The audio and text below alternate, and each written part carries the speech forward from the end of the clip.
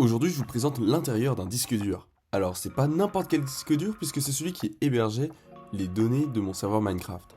Il y a quelques temps, le serveur a planté, j'ai redémarré, mais malheureusement, le disque dur avait lâché. Heureusement, j'ai des backups, ne vous en faites pas. Mais en démontant le disque dur pour voir ce qui s'était passé, j'ai remarqué qu'il y avait quelque chose de vraiment pas normal. Donc, j'utilise mon petit kit pour dévisser les vis. Au passage, ne faites vraiment pas ça avec n'importe quel disque dur. Vous pouvez tester si vous êtes sûr qu'il est mort et que vous n'avez rien à perdre de toute façon. Mais sachez que démonter comme ça un disque dur, ça va forcément l'abîmer, voire le tuer définitivement. En fait, le simple contact avec l'air peut l'oxyder, la poussière rendre la lecture impossible. Bref, moi je vous le montre, mais ne le faites surtout pas. Voilà, j'ai retiré toutes les vis, donc maintenant on va pouvoir l'ouvrir. C'est presque un pack opening.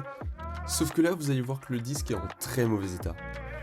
Donc voilà la bête. Alors normalement, l'entièreté du disque est supposée être un petit peu comme un miroir, mais là on voit bien qu'on a une partie très abîmée.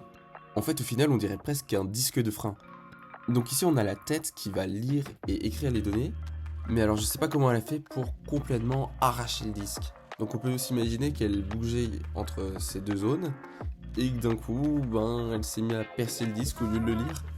Bref, c'est bien dommage, c'est un disque de 500 Go de perdu.